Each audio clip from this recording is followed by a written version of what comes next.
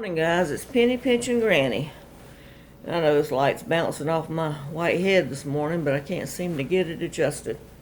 Anyway, we woke up to rain this morning. My legs could tell me because I have been up on and off since about 2 o'clock, and I didn't go to bed till 12:30. So, oh, Arthur, when it's this kind of weather, it really bothers me.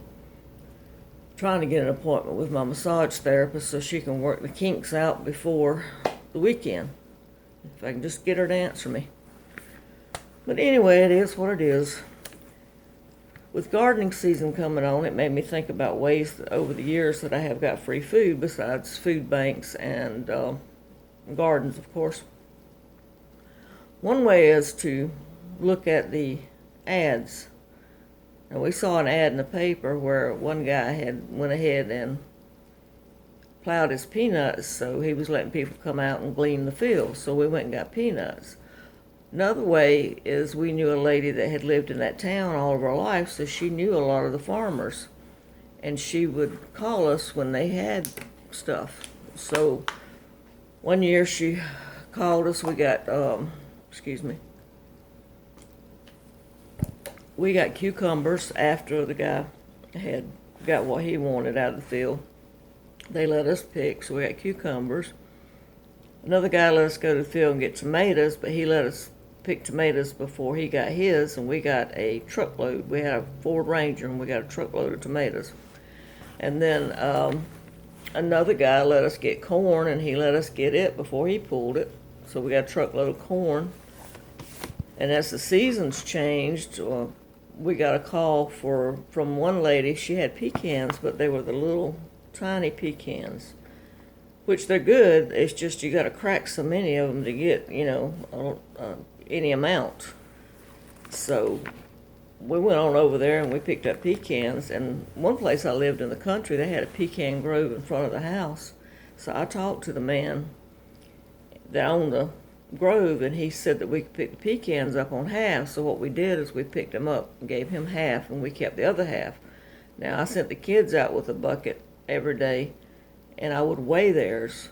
Back then the feed and seed store was buying pecans for 50 cents a pound, so I would weigh what the kids picked, and when I sold them I would give them that money, and they had pocket money. So that was another way. Now we kept some for us, but I also let the kids pick up and make some money because they never did get a big allowance. Another thing that we did also was there was a big farm there, and I think it was Del Monte that they were growing for, and they were growing collards. And they would back those big open trailers in the back, and then they'd have the machine come along and cut the collards, and it would shoot the collards into the truck. Well, whatever fell over the sides of the truck, you could pick up for free. So I would take my bags and go out there, and since I had white hair, the guys would feel sorry for me, and they said, throw your bags up here and we'll fill them up. So that's how I got collards. White hair comes in handy sometimes. And we also have what we call the old-timey pear trees around here. They get full every year, and they just kind of bend over. And they're kind of I don't know what kind of pear they are, but they're kind of grainy tasting. It's the best way I can describe them. I'm not a big pear eater. But most people don't use them. They'll let them fall on the ground and rot. So just stop and ask somebody. Say, hey, can I get those pears? And most of the time they'll let you get them. Apples too. Ask them. And I know some people that make crab apple jelly, and they'll get those. And I wouldn't want to mess with them because they're not about that big here. Another thing is on the side of the road you'll see wild plums and blackberries, and we have picked those. So that's another thing. And fig trees around here, they get loaded down. People always have too many figs. They'll let you get those if you ask. Let's see, I'm looking at my book here so I don't forget anything. Another thing, and don't send me comments on killing animals, because that's the way we were raised. We killed animals for food. And my son-in-law still hunts deer. But when I was growing up, we had wild boar, we had deer, we had fish, of course. People still go fishing a lot. We had wild turkey, we had squirrels and rabbits. My grandpa had boxes, trap boxes set up in the woods behind the house, and that was the meat we had a lot of times because that's all we had. I'm trying to think what else. Doves. The boys killed doves. We had dove. So that's another source of food if you have to. Another thing is to, and I still do this, is around the holidays when people are cooking ham and turkeys, ask for the bones. If they're not going to use the bones and the drippings, you get it, take it home, and make broth with it. And usually there's a little bit of meat left on there, so that's good too. And another thing, which I do not recommend unless you take a class or get somebody to teach you, is foraging. Now, I know some of the weeds that I feel safe in eating, but not enough to make a meal off of, put it that way. I mean, I know like dandelions and a few other things. I think everybody knows dandelions. But do not go out eating weeds unless you have taken a class and you learn, because there's poison weeds out there too. So that would be on the bottom of my list.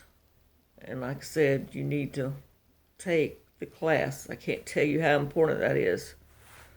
I think it was Yule Gibbons that wrote the books on foraging, I think. If I'm not mistaken, I think he died because he ate a poisonous plant. I believe that's correct. I mean, you can look it up. I'm not positive, but I think it was him. That's why I say take a class if you're planning on doing that. There's plenty of classes around, so take a class. And this has nothing to do with eating. It is a food item, but there was a lady that puts, as we all do, put baking soda in the freezer or refrigerator to deodorize it. Well, she would pull her baking soda out at the end of the year and refresh it. So she gave me her baking soda. Well, of course, I'm not going to cook with it because it's a year old, but I did use it to make laundry detergent or make soft scrub.